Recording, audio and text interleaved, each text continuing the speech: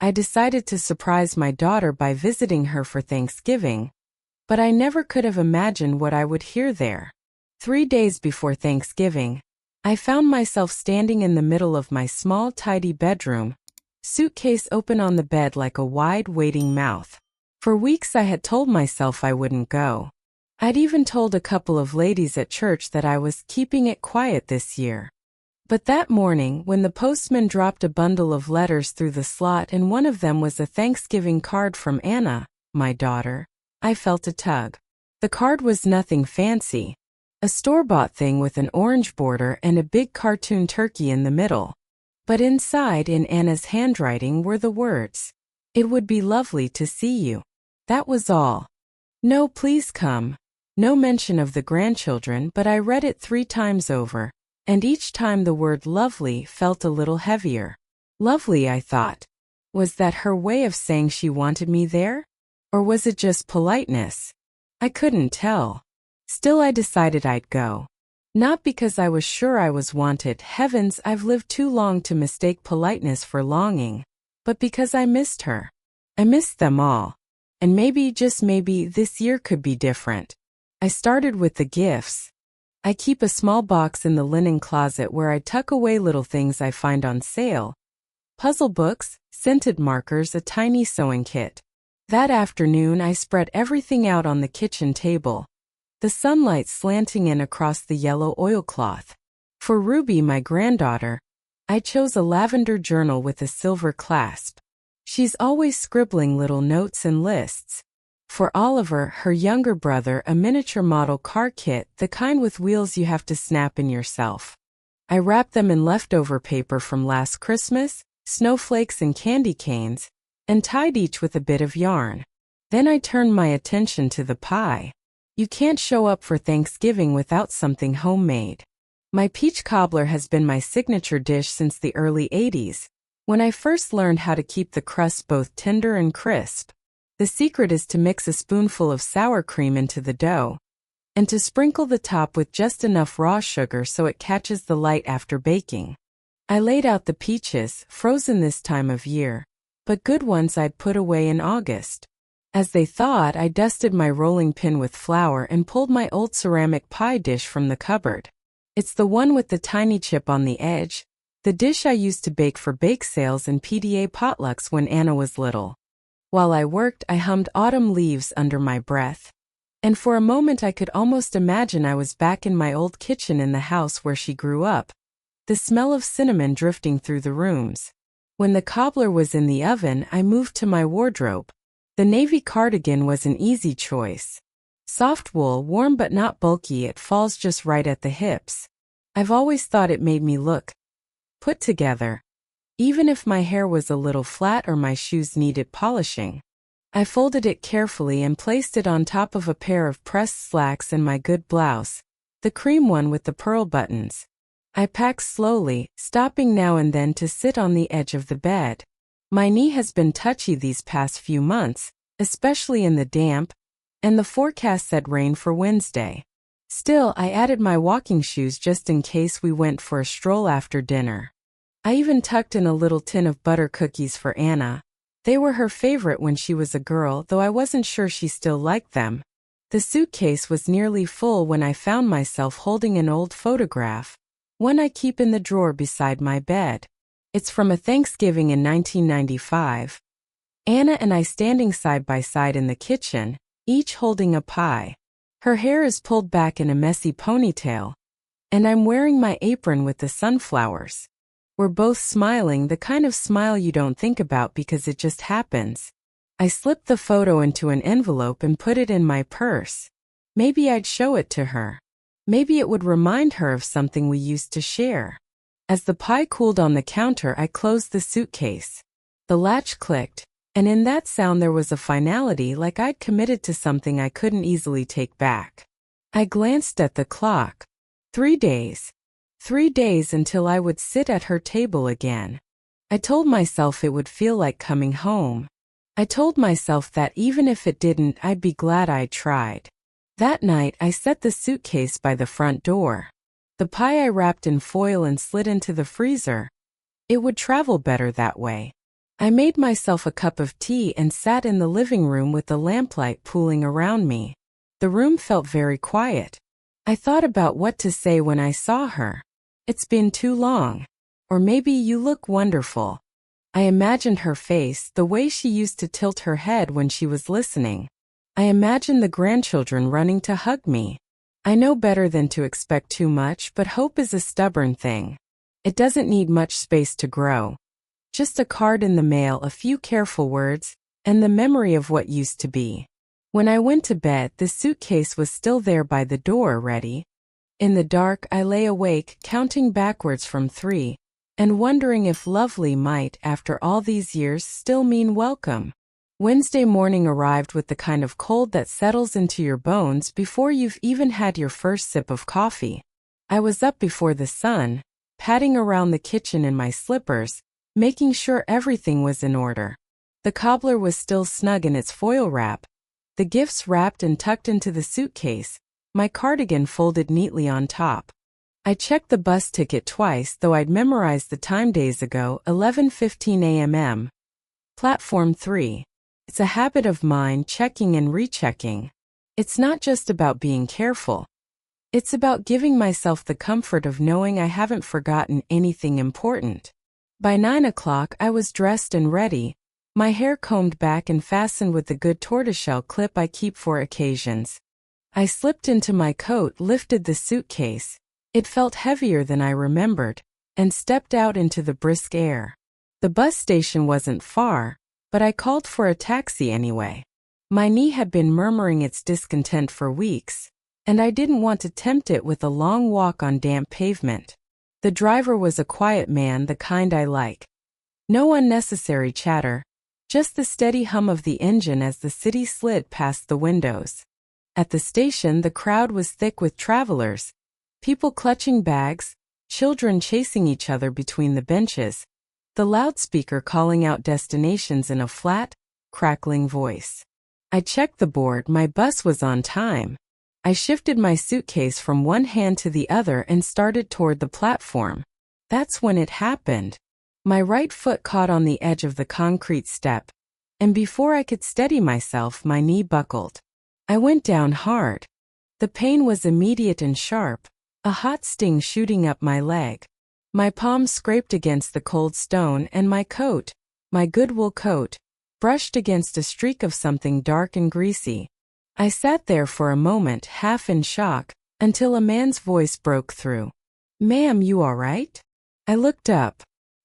He couldn't have been more than 25, dressed in an olive-green military jacket, a duffel slung over his shoulder. His eyes were steady, kind without being pitying. "I'm fine," I said automatically, though my knee throbbed in protest. He bent down, took my arm, and helped me to my feet with the easy strength of someone used to carrying more than his share. "Let me get that," he said, taking my suitcase before I could argue. I wanted to tell him I could manage, but the truth was I was grateful. There's a particular weight to kindness when you're not expecting it. It's like being handed a warm cup of tea on a day you didn't realize you were cold. We walked together to the bus, him carrying my bag as though it weighed nothing at all. When we reached the steps, he lifted it onto the rack above my seat. "There you go," he said, giving a small nod. "Thank you," I told him. "Really?" He smiled, the kind of smile that belongs to someone who's already thinking about the next thing they have to do. "Have a warm holiday, ma'am." And just like that, he was gone, disappearing toward the back of the bus. I settled into my seat by the window, easing my sore knee into a position that didn't make it complain too loudly. Outside, the station bustled on, people waving, hugging, hurrying. Inside, the bus smelled faintly of diesel and coffee from a thermos somewhere nearby. As we pulled away, I watched the city fade into the sprawl of suburbs, then into the patchwork of fields and bare trees. My mind wandered. I thought about Anna's house, the white siding, the little maple tree by the driveway. I wondered if the children had grown taller since the last time I saw them. The bus ride was quiet. I read for a while, then let the book rest in my lap as I stared at the landscape. My knee still ached, but I told myself it was nothing serious. A bump in the road, that's all. We stopped once at a small town station, the kind with a single bench and a vending machine that hummed louder than the traffic. I stayed on the bus watching a young couple climb aboard, their arms full of grocery bags. The woman laughed at something the man whispered, and for a moment I envied the ease between them. Back on the road, the sky began to cloud over, the light shifting to that soft gray hue that makes you think of early evenings and soup simmering on the stove. I thought again of the soldier, the way he'd said, "Have a warm holiday." It was such a small thing, really, but I clung to it like a charm in my pocket. Maybe it was a good sign.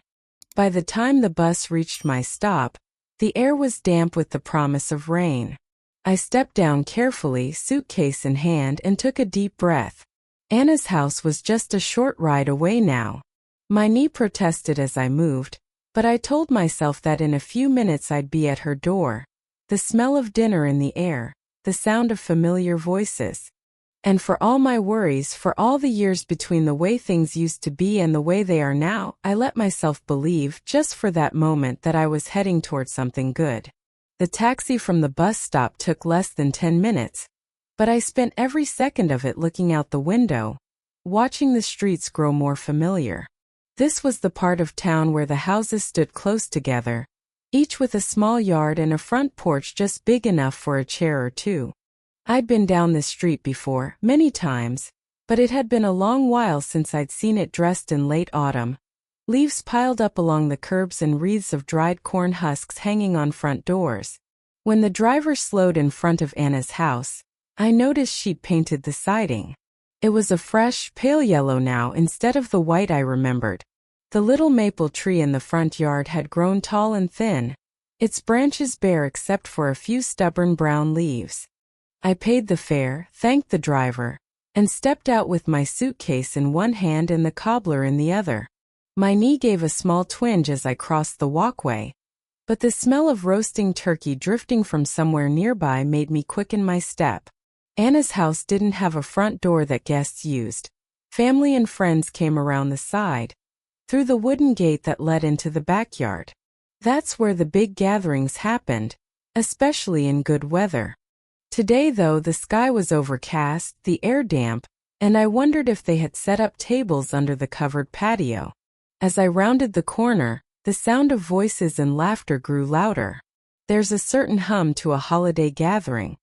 A mix of clinking glasses, overlapping conversations, and the occasional burst of laughter. It had been years since I'd been in the middle of it, but my heart knew that rhythm well. I reached the gate and stopped for a moment, balancing the cobbler in my hands just to listen. I thought I caught Ruby's laugh, high and sweet, though it was quickly lost in the crowd of voices. I imagined walking in, her running up to hug me, maybe Oliver tugging at my sleeve to show me something. And then I heard it. It was my son-in-law's voice, clear as a bell over the din. "Why is she even still alive?" There was a ripple of laughter after it. Light, almost casual, the kind people make when they think something is just a joke. But I felt the words hit me low in the chest, as if someone had dropped a heavy stone there. For a second I couldn't move. My fingers tightened around the edge of the pie dish, and I thought of setting it down, turning around and walking back the way I'd come. But my feet stayed planted. My heart was thudding in my ears, and a part of me kept hoping I'd misheard, that the words were meant for someone else or not meant at all. I knew better. Still, I wasn't going to give him the satisfaction of seeing me falter. My hands did not tremble, though my knee still ached from the bus station fall. I shifted my grip on the dish, lifted my chin, and pushed the gate open.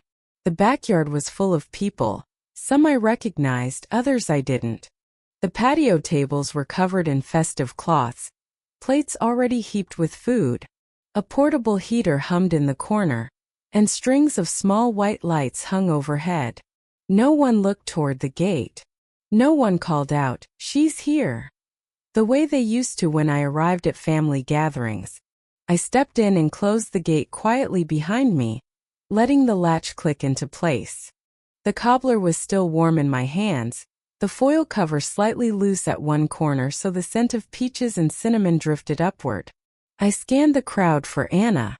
She was near the far table, speaking to someone with her head bent, her dark hair falling over one shoulder.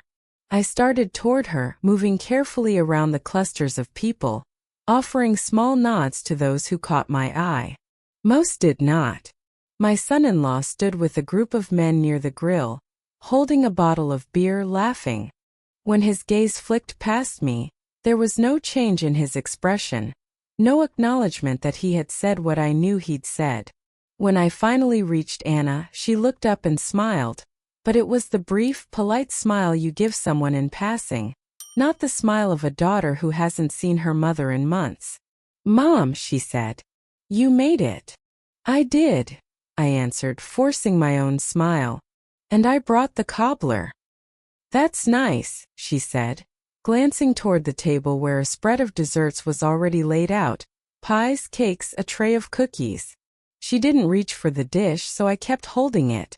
Around us, the laughter continued, the music playing softly from a speaker somewhere out of sight. I stood there, pie in my hands, the smell of cinnamon mixing with the faint scent of wood smoke. And all the while, the words from the gate rang in my ears.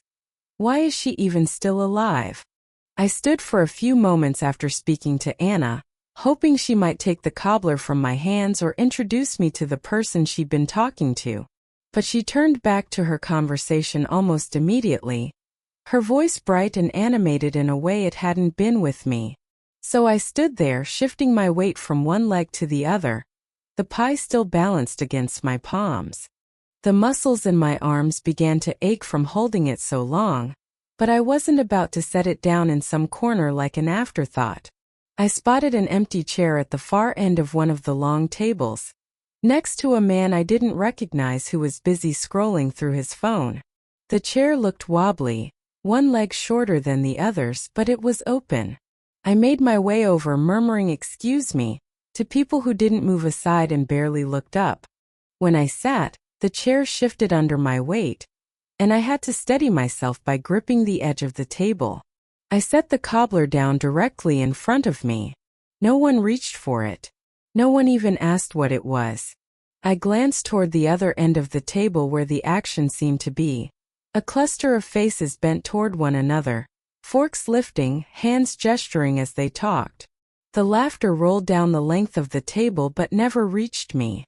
A plate of rolls was passed from one person to another, but it stopped short, handed off to someone behind me without ever coming my way. A bowl of mashed potatoes made the rounds, but when I asked quietly, "Could I have some?" the man beside me barely looked up, muttered, "Oh sure," and scooped a spoonful onto my plate like it was an afterthought.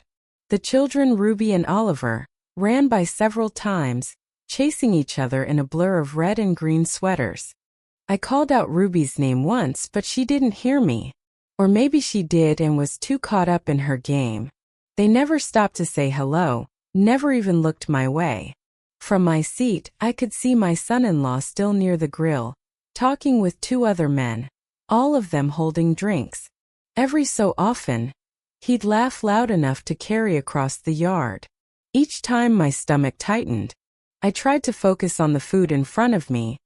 A small portion of turkey, a spoonful of potatoes, and some green beans. I ate slowly, partly because I wasn't hungry and partly because it gave me something to do. The cobbler sat untouched in front of me, steam no longer rising from beneath the foil. The music from the speaker was upbeat, a little too loud for my taste, but I suppose that's the style these days. It mingled with the sound of cutlery clinking against plates, the occasional burst of applause when someone told a particularly good story. None of it involved me. At one point, a woman I didn't know sat down across from me. She gave me a polite smile, the kind you give a stranger in a waiting room, then turned immediately to speak to the person on her other side. Their conversation swelled and flowed right past me, as though I wasn't there at all. I sipped at my water, my fingers tight around the glass. I remembered other Thanksgivings, ones where I'd been up at dawn basting the turkey, where Anna and I had worked side by side in the kitchen, where the table had been set with the good china and everyone had leaned in to hear each other speak. Back then, my place at the table had been certain. Now, it felt like I'd been invited as an afterthought, someone to be seated at the end, out of the way. The cold from the damp air was starting to creep into my hands. I rubbed them together, looking down at the cobbler.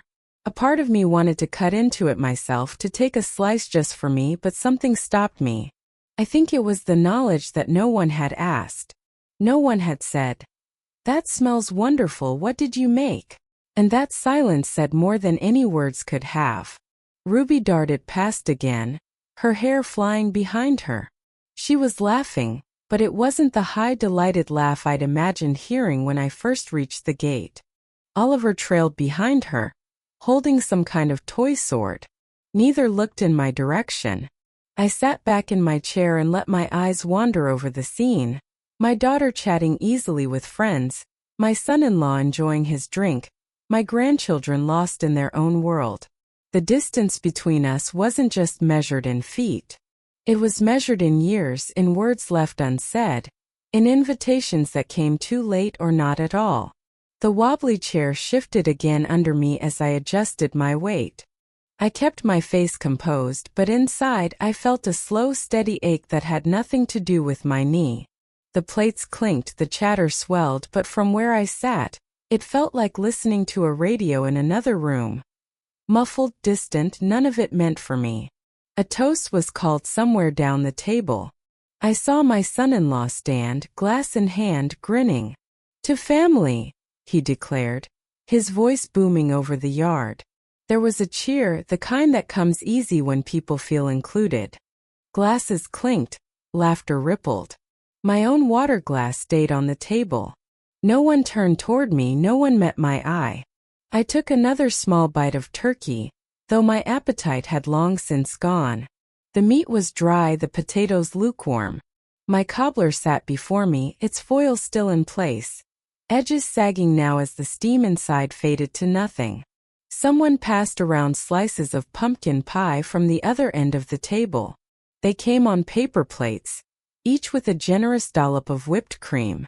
The pie was store-bought, I could tell by the uniform crust, and yet it was passed with enthusiasm, people murmuring my favorite, as they accepted their slice. My cobbler, homemade with the peaches I'd put up in August, never left my reach. I watched my daughter stand and disappear into the kitchen, re-emerging with a fresh bottle of wine. She poured for the guests around her, laughing as one of them made a joke about needing a refill before dessert. The circle of warmth they shared seemed to have an invisible wall around it, one I couldn't step through. I tried to join a conversation once.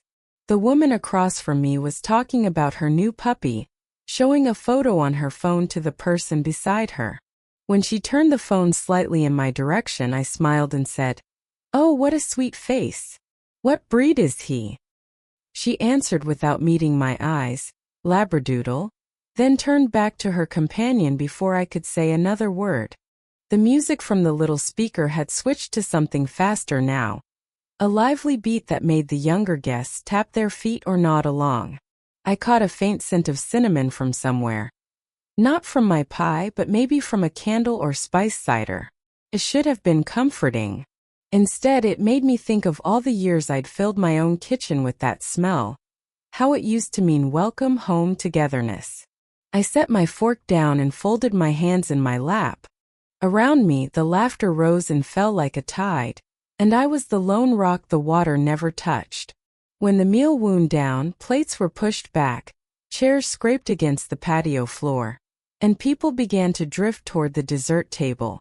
Still, no one reached for the cobbler. My daughter passed by me on her way to the kitchen, carrying empty wine glasses. "Everything all right, Mom?" she asked in passing, not pausing for the answer. "Yes," I said softly, though she was already gone. I stayed seated for a while, letting the bustle go on without me. I watched Ruby and Oliver dart inside, their faces flushed from play. I thought of the gifts in my suitcase, still wrapped, still waiting. I could give them later, I told myself. But a part of me knew I might not. Eventually, I stood and began to gather stray napkins from the table, stacking them neatly. I collected abandoned plates and silverware, carrying them toward the kitchen. No one stopped me, no one told me to sit and relax. I suppose they were content to let me tidy up, the way you let a stranger clear their own plate at a restaurant. Inside the kitchen, the counters were crowded with dishes, some empty, some still full. I found a clean dish towel and began wiping down a space near the sink, just for something to do. When the last plate was put away and the conversation outside had swelled again, I slipped my cobbler dish into the crook of my arm. It was still faintly warm from the heat of the day, though the pie inside had cooled completely. I stepped out the side door instead of returning to the backyard. My suitcase was still in the hallway where I'd left it earlier. I picked it up, careful with my knee, and let myself quietly out the front door. The street was quiet, lined with cars belonging to the guests inside. I walked slowly toward the corner, each step away from the house feeling heavier and lighter all at once. I didn't look back.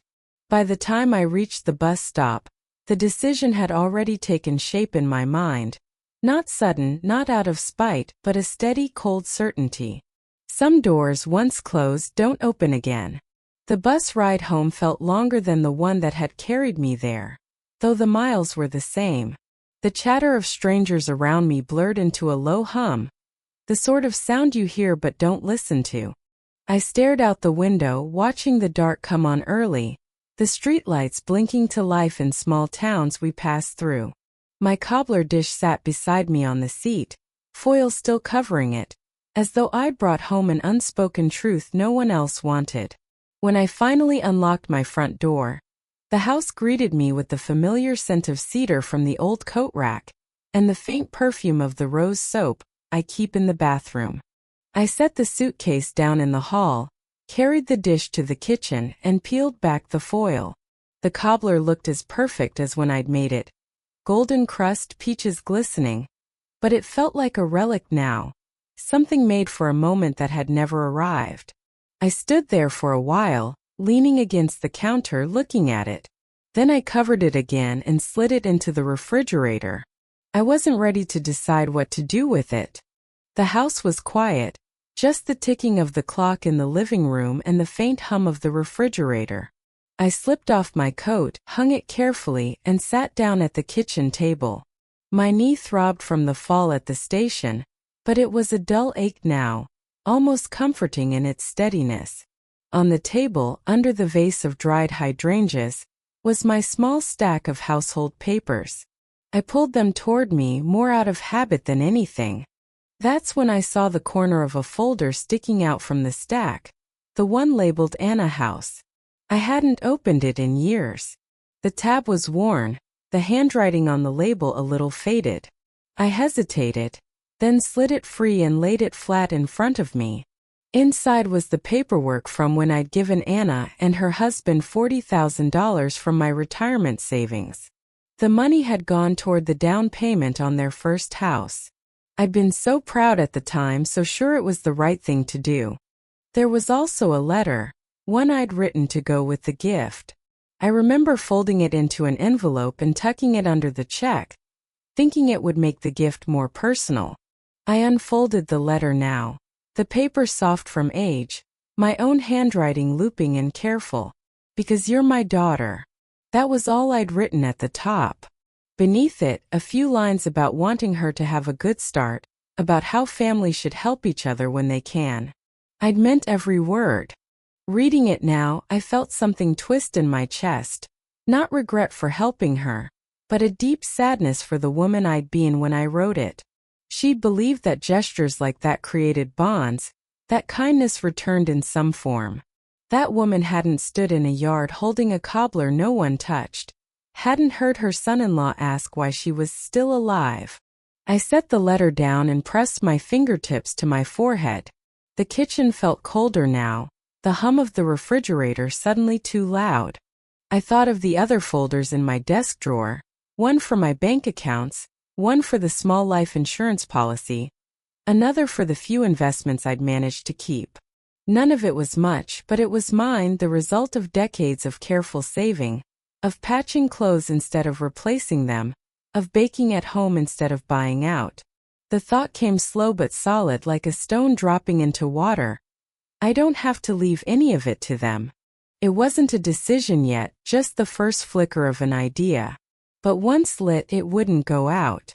I sat there for a long time, the letter still on the table, the folder open beside it. I remembered the look on Anna's face when I'd handed her that envelope years ago. Surprise, maybe a touch of embarrassment. I remembered telling her, "Use it well." I wondered if she ever thought of it now, or if it had faded into the background of her life, like the dishes she used without thinking about where they'd come from. At some point I got up, made myself a cup of tea, and carried it to the living room. I didn't turn on the television.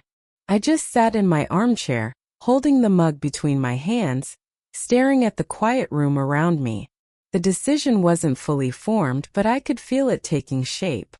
I'd spent my life believing that giving was its own reward, that family ties were unbreakable. But now I understood something different. Love could be given freely, but it didn't have to be left behind for those who had turned away from it. By the time I finished my tea, the house was dark except for the lamp beside me. I put the empty cup in the sink and went back to the kitchen table. I slipped the letter into its envelope, placed it back in the folder, and set it neatly on the counter. Tomorrow, I thought. Tomorrow I'll know what to do. Morning light crept through the curtains, soft and pale, when I woke the next day. For a few moments I just lay there, listening to the quiet, letting the stillness settle over me. But the folder on the kitchen counter was waiting, and with it, the thought I'd carried to bed. I don't have to leave any of it to them. I made coffee first, strong the way I like it, and stood at the counter sipping from my favorite blue mug. Outside, the world was wet from a night rain, the sidewalk shining, the air smelling faintly of leaves and earth. It would be a good day to get things done. I picked up the folder and carried it to the small desk in the corner of my living room. From the top drawer, I pulled out my address book, the one with curling edges and coffee stains on the cover. My fingers ran down the L section until I found her. Lena Peterson. Lena and I had met years ago through a mutual friend. She'd worked in a probate office before retiring, and once over coffee, she told me stories of families tearing each other apart over wills. I'd never imagined I might one day call her for advice, but there I was, dialing her number.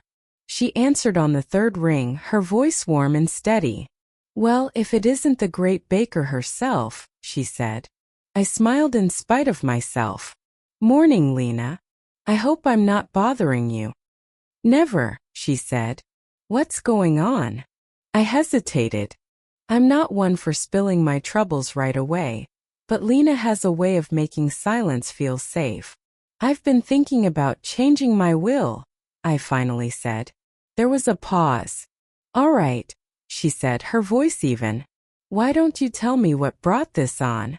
So I told her. Not every word, not the sting of my son-in-law's voice at the gate, but enough for her to understand. How I'd left that Thanksgiving with the cobbler untouched. How the warmth I'd hoped for never came. I told her about the folder, the letter, the money I'd given. "I can't take back what's been given," I said quietly, "but I can decide what happens to what's left." Lena didn't rush to respond. When she spoke, it was practical and kind at once. "You're right, you can't undo the past. But you do have control over your estate. That's yours to decide. No one else gets a say." She explained how wills worked, what could be changed, what couldn't. "The house you helped them buy? That's gone legally speaking.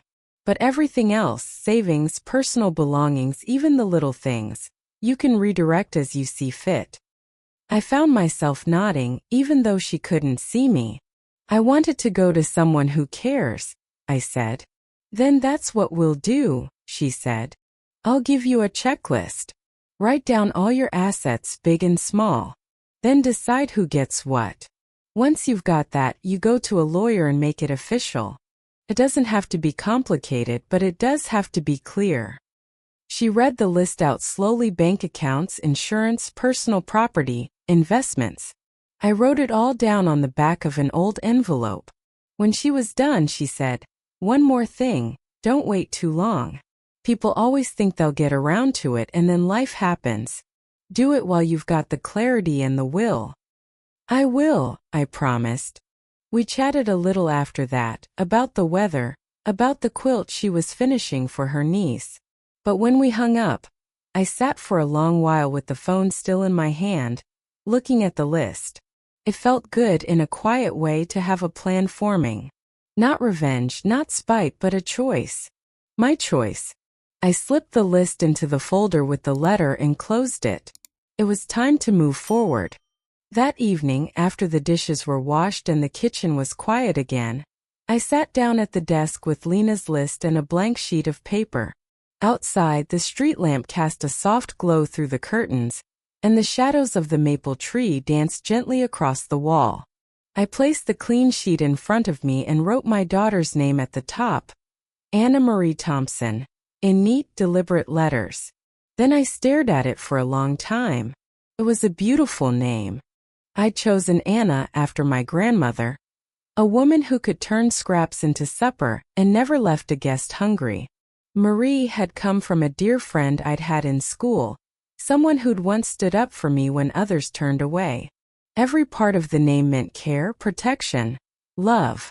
But the woman it belonged to now, the woman who barely looked up when I arrived at her home, who let me sit at the end of the table like a stranger, she had become someone I didn't recognize. I took my pen and drew a straight line through the name. It wasn't dramatic. No heavy scribble, no tearing of the page, just one clean stroke. But the sound of the pen scratching against the paper felt final. The room was so still I could hear the tick of the clock in the hallway. My tea had gone cold on the table beside me. I set the pen down and leaned back, feeling an odd mix of sadness and relief. I thought about the others in my life, the people who had shown me kindness without expecting anything in return. Friends from church who brought soup when I was sick. Neighbors who shoveled my walkway after a heavy snow. And then, of course, my granddaughter, my sweet Ruby. She was the only one who still came to see me of her own accord, without her mother's prompting. She'd curl up on the couch with me and tell me about her classes, her friends, the books she was reading.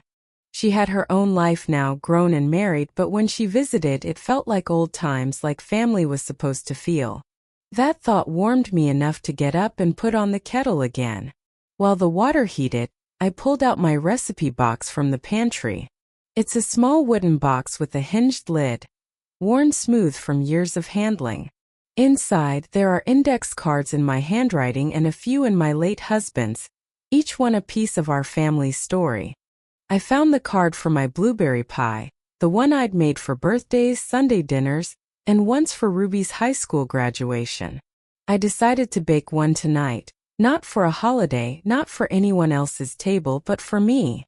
The smell of baking blueberries filled the kitchen, rich and sweet, the way it always had. I set the pie on the counter to cool and poured myself another cup of tea. Then I sat back at the desk and began writing names on the sheet under Lena's list, matching them with what I wanted to leave behind. It wasn't a fortune, but each item mattered. My wedding ring, my grandmother's quilt, the little set of gold-rimmed teacups I'd brought out only on special occasions. I thought about who would appreciate them, who would understand their worth beyond the price they might fetch. Ruby's name appeared beside most of them. Not because she had asked for anything, she never had, but because I knew she would keep them, use them, remember where they came from. When I finished, I looked at the list and felt a sense of calm I hadn't known in days. This was my decision, made without bitterness, though sadness lingered around the edges. It wasn't about taking something from my daughter. It was about giving it to someone who had earned it through love and respect. The pie had cooled enough to slice. I cut a generous piece and carried it to the kitchen table. The crust flaked perfectly under my fork, the blueberries still warm in the center. I took the first bite slowly, savoring the sweetness. Eating alone didn't feel lonely that night. Felt right. I was feeding myself in every sense of the word. Nourishment for the body and a choice for the soul. Before going to bed, I folded the list neatly and placed it inside the folder with the letter and Lena's checklist. Tomorrow I would call a lawyer. But tonight I would sleep knowing that for the first time in a long while my future, what little of it remained, was in my own hands. I washed the plate, wiped down the counters, and turned out the lights. As I passed through the living room, the quiet didn't feel so heavy anymore. It felt like space I could fill with people and things that mattered. When I slipped under the covers, the pie scent still lingered faintly in the air, warm and comforting. I closed my eyes and pictured Ruby's face, the way her eyes crinkled when she smiled. And in that moment I knew. The decision wasn't just made. It was right. The next morning, I woke with a kind of purpose I hadn't felt in years. No lingering in bed, no idle puttering around the kitchen. I went straight to the desk, pulled out the folder, and smoothed the list I'd written the night before. I called the law office Lena had recommended. The receptionist's voice was brisk but pleasant. "We can fit you in tomorrow morning at 10, she said. "That will do just fine," I told her, and hung up before I could second-guess myself. The day passed quietly. I baked a small loaf of banana bread, read for a while, and even mended the loose button on my cardigan. But the thought of tomorrow stayed at the back of my mind, steady and certain. When the morning came, I dressed with care. Navy cardigan, pressed slacks, pearl button blouse. I wanted to look like someone who knew exactly what she was doing. I slipped the folder into my handbag, along with my reading glasses and a pen, and set out. The law office was on the second floor of an old brick building downtown, the kind with tall windows and a faint scent of polished wood in the hallway. The lawyer, Mr. Whitman, was a man in his 50s with kind eyes and a calm manner. He invited me to sit at a polished oak table, offered me coffee, and asked how he could help. "I'd like to change my will," I said. "Everything I have, savings, personal items, what little is left. I want it to go to my granddaughter Ruby." He nodded, listening closely. "Any exceptions?" "No," I said. "No exceptions. She's the one who's been there for me. She's the one who deserves it." He didn't press for details, just made notes in a neat hand. We went through the list together: bank accounts, small investments, jewelry, even the pie dish I'd used for decades. I explained the story behind certain items, and he wrote it all down, making sure it would be clear to anyone reading it after I was gone. When we were finished, he read the draft aloud. Hearing Ruby's name spoken over and over, tied to each thing I'd cherished, brought a quiet satisfaction. This was my choice, and it was written in black and white now. Mr. Whitman slid the papers toward me. "If everything looks right, you can sign here. I'll witness it, and my assistant will as well." I picked up the pen, feeling the weight of it in my hand. Signing didn't feel like cutting someone out, it felt like giving something to the right person. My hand was steady as I wrote my name. When it was done, Mr. Whitman handed me a copy for my records and assured me the original would be kept safe in his office. "You've made your wishes very clear," he said. I thanked him, gathered my things, and stepped back out into the crisp morning air. The sky was a pale blue, the sun bright but not warm, and I felt lighter than I had in weeks. On the way home, I stopped at the bakery and picked up a small box of cookies, shortbread with raspberry centers. Ruby loved those when she was a girl. I didn't tell her about the will. This wasn't the kind of gift you announce with fanfare. But I thought about the day she might open it, long after I'm gone, and know without doubt that she'd been loved, remembered, and trusted. When I reached home, I set the folder back in its place in the desk. It no longer felt like a burden or a question mark. It felt settled. I poured myself a cup of tea, took a cookie from the box, and sat by the window, watching the afternoon light fall across the street. It wasn't about what I was leaving behind. It was about knowing that, in the end, it would be in the hands of someone who cared. The following weekend, Ruby called. "Grandma, are you free for a visit?" Her voice was bright, the kind that made me smile before I'd even answered. "Of course, sweetheart. I'll put the kettle on." By the time she arrived, I had the kitchen warm and smelling of pie crust. I decided to make blueberry, her favorite. The crust was cooling on the counter when she stepped through the door, cheeks pink from the cold, arms already open for a hug. "Oh, it smells like home in here," she said, holding me tight. We settled into our usual rhythm without even thinking about it, her peeling apples for a small side tart while I stirred the filling for the blueberry pie. We talked about her job, about the little house she and her wife had just moved into, about the dog they were thinking of adopting. At one point she stopped, wiped her hands on a dish towel and looked at me. "You know," she said, "I like it here, Grandma. It's peaceful." I felt something loosen in my chest at those words. "That's all I've ever wanted," I told her. "For this to feel like a place you can always come back to." When the pie was baking, we sat at the table with cups of tea. She told me about the first Thanksgiving she'd hosted on her own. A small gathering with friends, mismatched chairs around the table, and a turkey that came out just a little too dry. "We laughed the whole time," she said. "It didn't matter.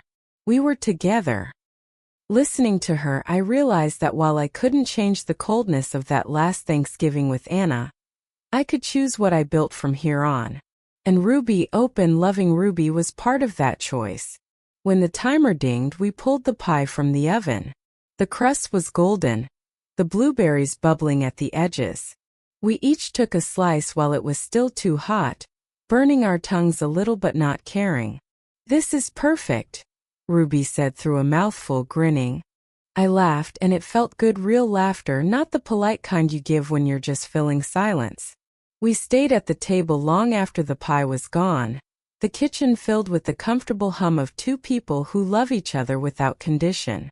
When she left that evening, she hugged me again, longer this time. "I'll see you soon, Grandma," she said. "Don't forget, you're always welcome at our place, too." I stood at the door, watching her walk down the path to her car, the porch light casting a golden circle around her. The cold air nipped at my cheeks, but I felt warm all the way through. Inside, I washed the teacups, wiped down the counters, and put the leftover pie in the fridge. Then I sat in my chair by the window, looking out at the quiet street. I thought about the path that had led here, from the hurt of that backyard to the decision at my desk, to the signing of the papers, and now to the warmth of an afternoon spent with Ruby. I knew I had placed my love and my legacy exactly where they belonged. And that, I thought as I turned off the light and headed to bed, was all the peace I needed.